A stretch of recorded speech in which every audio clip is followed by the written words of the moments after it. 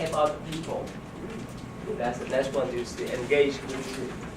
How to step out of yourself, help other people. They do social work. Right. Again, if you look at the Buddhist history, probably during those Ashoka times, he built a hospital, right? He built the roads for people. He built the rest house for traveling people, right? And so forth. But somehow in Buddhism, we lack of the commitment for doing social work, like offices with the regulations, Christianity, so they do more social work. And now they're young, we learn more because somehow in Buddhist approach, we focus much about the transform the mind.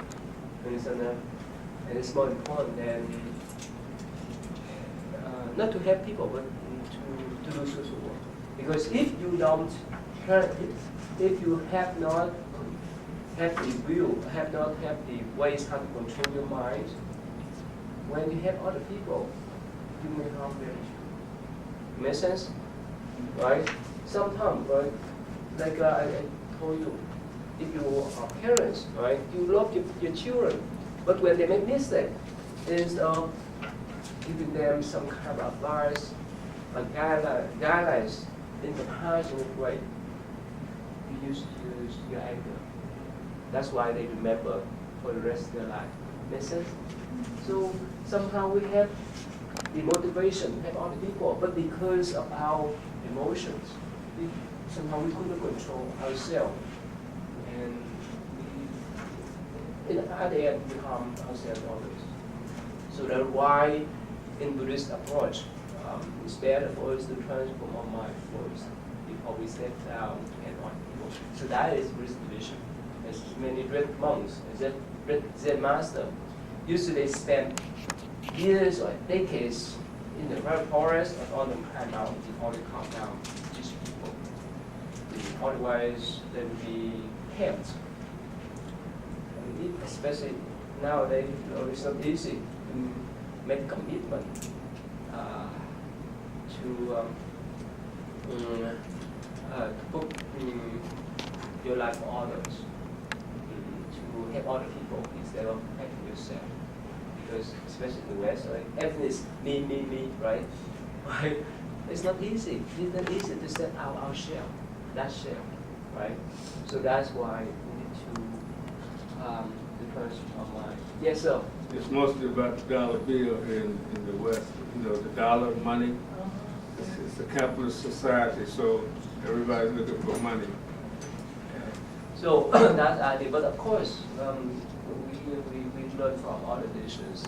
We have the social work from the Christian and Catholic people. And sometimes I take my youth, the teenager, to go to the church and help out the homeless people.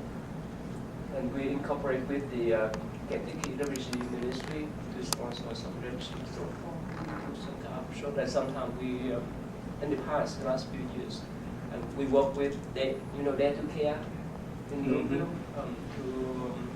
to deliver the food for people. Anyway, so that's what we will try to work out. But the important thing is to transform our mind. If we couldn't control our mind, no matter what we do, it's some kind of contamination. You understand that? Even we have the motivation to help people, but somehow most of the time we have hidden condition. Is that right?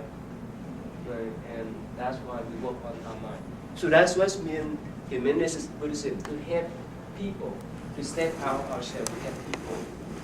Instead of staying in the monastery, instead of staying on the mountain, the forest, to do meditation. So now we try to balance out. Okay, so Ashley, what do you have for engagement in Buddhism? Buddhist monk Thich Nhat Hanh, otherwise known as Tay or Tai? That's But I'd like to know, Tay? As a teacher. Oh, that means teacher. Founded engaged Buddhism in Vietnam.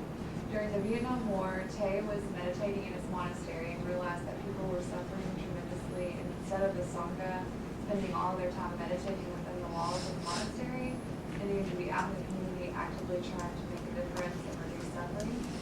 He comprised a list of 14 precepts which outline his philosophy on engaged Buddhism.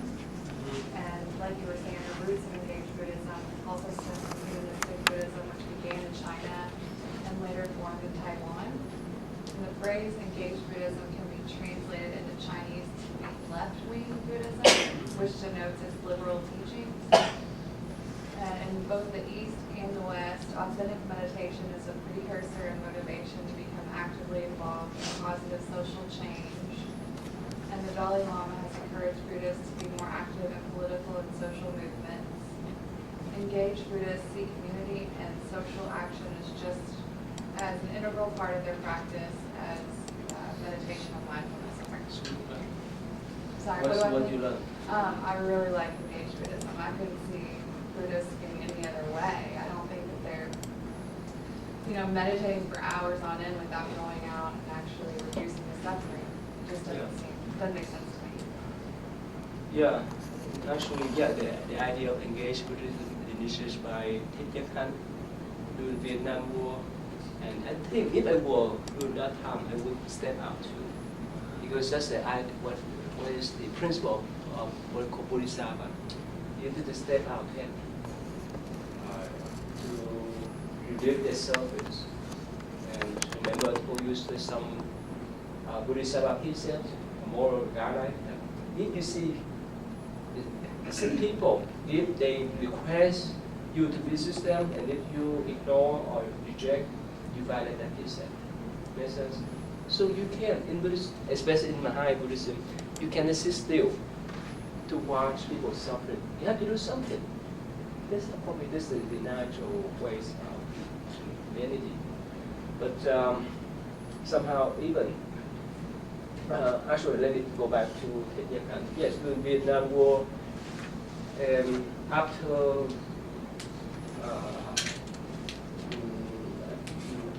after the fighting between Vietcong and Soviet Vietnamese soldiers, he used and encouraged the young people to go to the village or to the area where they can finish the fighting on the battlefield to help the poor people and the victims on both sides. And of course, both sides didn't like it. He mentioned that two persons are fighting each other. When you stand there, do you like them? Do they like you? Yeah. No way. Because they want to fight. And when you stand and you interrupt their fighting, they may hit you too. That's what happened to you. He advocates that kind of peaceful approach. And especially he joined with the anti-war movement during the 60s, you know about that, right? You're too young, so you're aware of that, right? Mm-hmm. And he was nominated by Martin Luther King for the Nobel Peace Prize. After the war, many Vietnamese people escaped from Vietnam because of the oppression of Vietnamese communists. Actually, last night I just got back. I got back around 9 or 10 o'clock. I have the presentation at IU Columbus with small group of students to talk about my experience as a refugee. It's horrible experience. And anyway, so somehow Thich Nhat Hanh he organized people to have the refugee on the ocean, plus other non-profit organization too. So yeah, of course, for me, I inspired his work. But nowadays he just focuses on his teaching, mindfulness teaching, not much research work. Let's see. Let me show you some of the social work. Let me see. Yeah, I think it's better we have to use.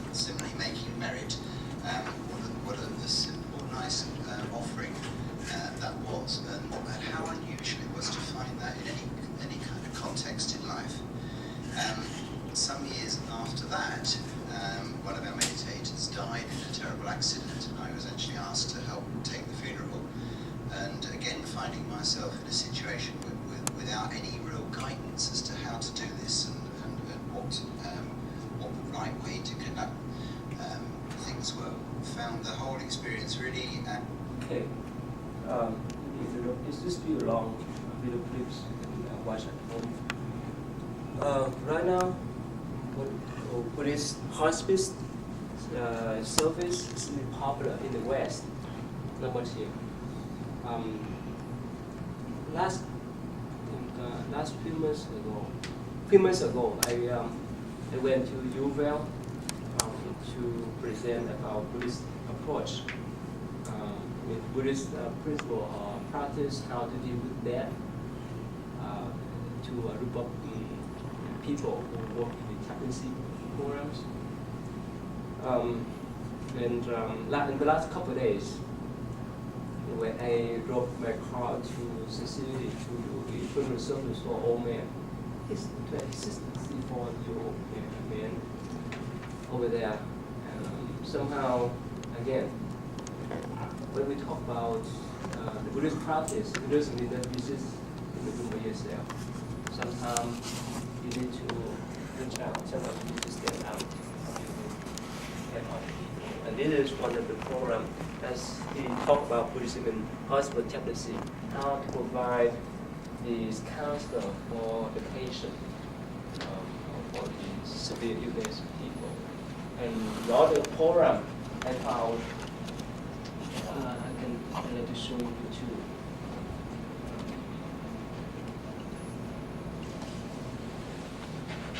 Oh, the Dharma program. Yeah, it's very interesting.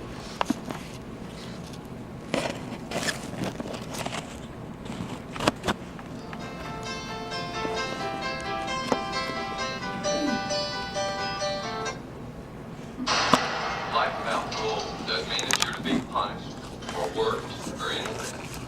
It means you're to be warehoused till you die. From 6 months all the way up to death row, we have them all here. Downton's a pretty dangerous place. Somebody being stabbed or killed is a common occurrence. The violence here, this is a breeding ground.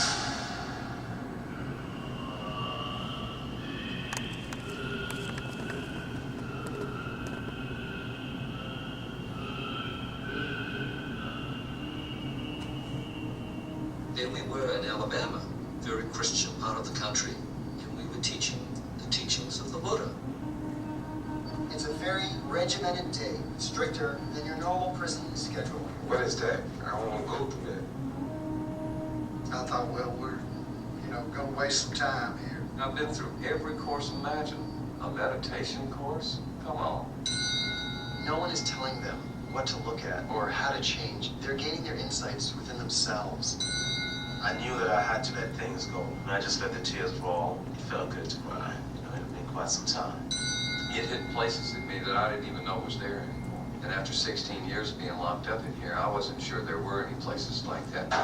You're in the Bible Belt. Now, if you came in and tried to teach against Christianity, it would become a real problem here. They should have meditated before they done whatever they did to get in there. People became threatened. These guys are turning inmates into Buddhists, so therefore you need to shut this thing down. I take responsibility for my actions. I did do that first. Fake it till you make it. Is this something they can fake? Have them make parole? They're clearly grappling with feelings of revenge and hatred. It helped me a lot. It humbled me a lot. What's not to understand about compassion, love, and caring? I got life without parole. I may not never get out of the penitentiary. And this is like a break from everything. This is like freedom. I am proud of our group. I am so proud to call them my Dharma brothers. And they believe it's gonna work. But it worked. Ashley, you want to tell About how you work with Dr. Ida Dr. Ida Dickey. at Spartan University? Yeah, she's a forensic psychologist at Spalding University, and she's also works at Dismiss Charities Prison. It's a minimum security prison up on Louisville. And I reached out to her to see if we could do a research study with mindfulness-based stress reduction and mindfulness-based relapse prevention and transcendental meditation. So we compared to 3 different groups. And we've only done the qualitative study so far, but but it's been an amazing experience to be able to have access to the prisoners. And, they were very receptive about it. We only had one person who was a little weary of it, and they were more weary of the yoga than the meditation, because they were very adamant that it was against Christianity, yoga was. So we tried to call it mindful stretching to take any religious aspects away from it, and mindfulness-based stress reduction is actually a secular form. There isn't any religion involved with it. But I would definitely recommend the Dahmer Brothers. You watched this before? Yes, that's what kind of got my gears turning about doing research in that area. Yeah, and we actually showed them another documentary about, there's an Indian prison, or a prison over in India. I forget what the documentary is called, but it's another good one. But that one's on Netflix, the Dahmer Brothers is. Yeah, actually, she introduced me to Dr. Ida. Ida. That's okay. Ida. And we made a plan to visit that prison in Portland, right? Yeah. On May 6th. Yes. Yeah. And she asked me whether I want to conduct any meditation or mindfulness practice over there or not. I say, let me see, because it's the first time. Actually, this is the first time I actually go to the prison. Usually I just deal with my followers and students. So always speak as quiet. We can say that different experience, but I need to see how it goes down. But again, that's why Buddhism is for happy heart. Not only happy heart, but happy heart. And there's many engaged program, and this lady, she follow the Zen tradition in San Francisco, and she run the hospice. You know hospice program that helping people how to die or how to pass away peacefully, right? You know, it's pure heart for the people before they pass away. It's not easy. Unless you have that kind of near-death experience. Have you? No, right? This is tough. Didn't mention that that's the end of your life. If you lost your job, you can find a different job, right? If you lost your house, you can find a different house, or your car, or so forth. If you lost your body, can you find another one? You can, but this is a big challenge. It's not easy.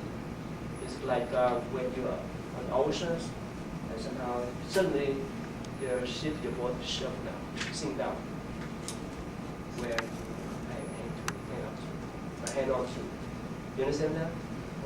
So we need to have that kind of ability to advise people, especially with this people. You don't have that kind of responsibility with them, right? You can view them, take care of funeral, right? No, I went and sat with her for the last 48 hours while she was still alive. Really? Yeah. How was that?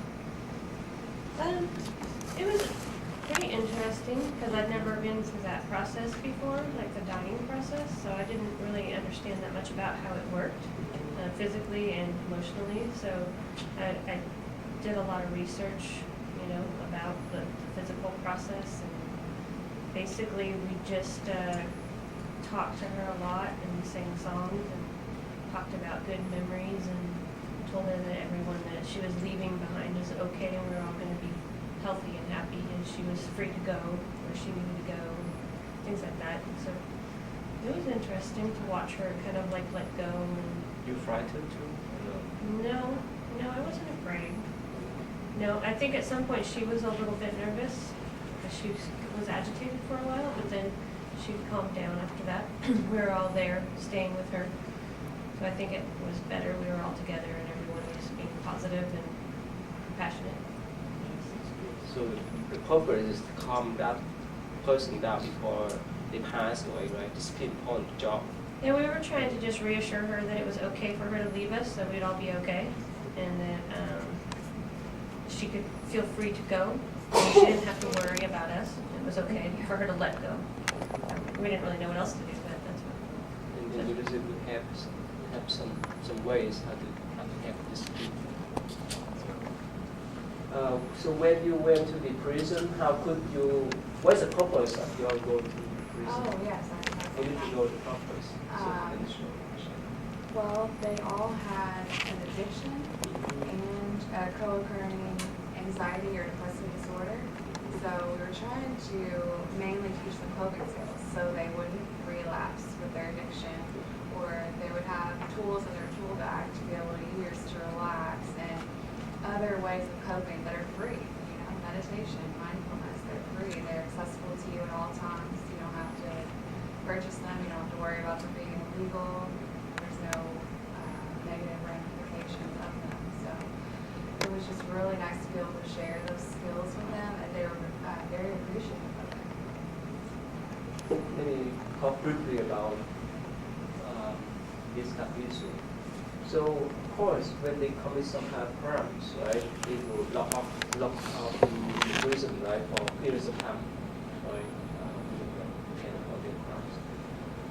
Of course, it's because of their behavior, and Buddhism is not objective, right. If they know that instead of thinking they lost the freedom, like normal people does, right, if they know how to transform their mind, even physically, they stay in prison, but mentally they be free. Make sense? Free of what? Free of attachment, free of fear, free of anxiety. You understand that? So that is the Buddhist approach to provide them the tools, meditation, to calm their mind. And they have, if they understand that kind of principle, if they have that experience, I don't know, they may enjoy to stay there too. I think so. That's why many people, when they have gone through meditation class, and when they get out of the prison, they be more happy. Yeah. Instead of going back to the pattern. You understand that many criminals, right?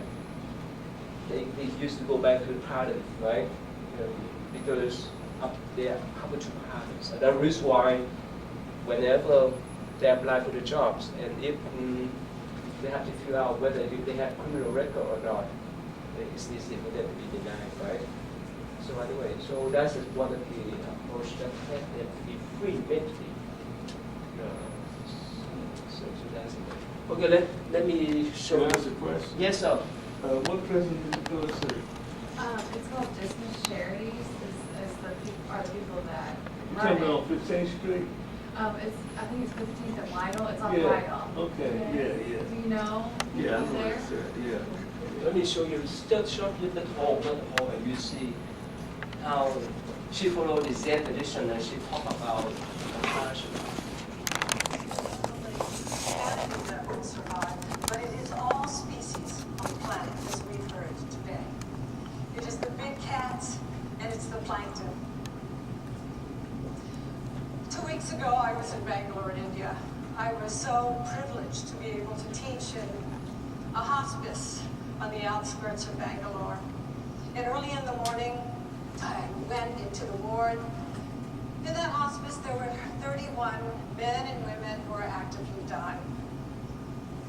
And I walked up to the bedside of an old woman who was breathing very rapidly, fragile, obviously the latter phase of active dying. I looked into her face.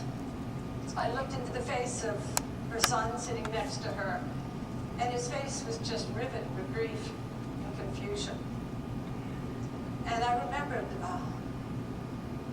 a line from the Mahabharata, the great Indian epic. What is the most wondrous thing in the world, Yudhishthira? And Yudhishthira replied, the most wondrous thing in the world is that all around us, people can be dying, and we don't realize it can happen to us.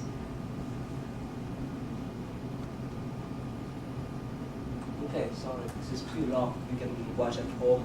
And remember, I told you the story that I discussed with a friend of my friend's professors who used to go to my temple.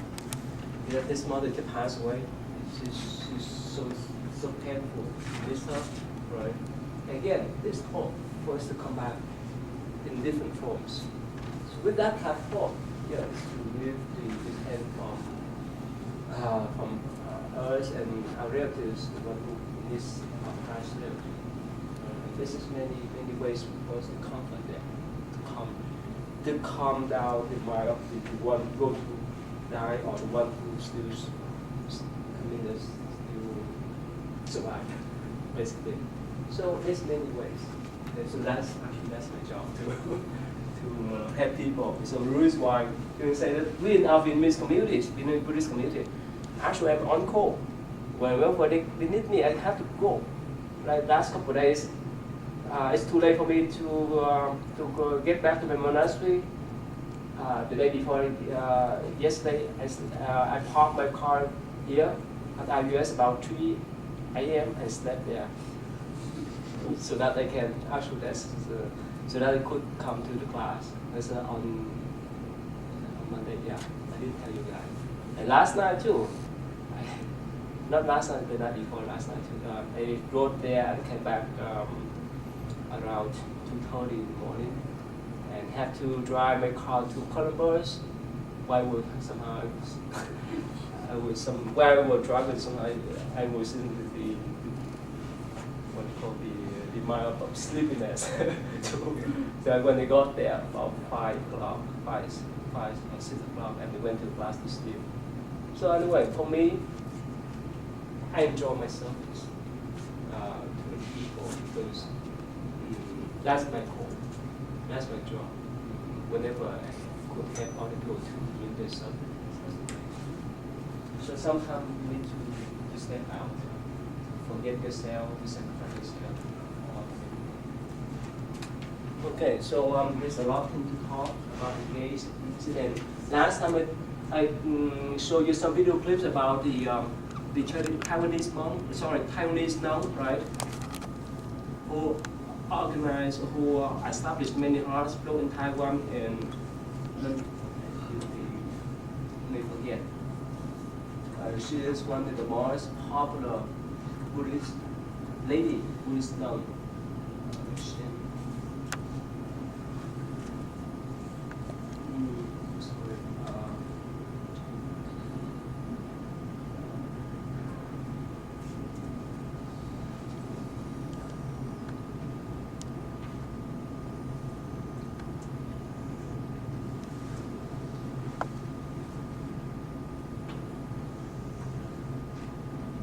Buddhist teachers. Let me show you. Did I show you this one? This no? Not yet. Oh really? Or probably I show two other times. Okay, let me just show. I just show you brief. This is Gory channel. She very popular in Taiwan, and she organized charitable work. Is Master Chen Yan. This is her story and a portrait of her humanitarian relief work around the globe. She heads the Tzu Chi Foundation, the Buddhist charity group with 10 million members around the world. Her volunteers work in the areas of medicine, culture, education, and humanitarian relief in Taiwan and beyond.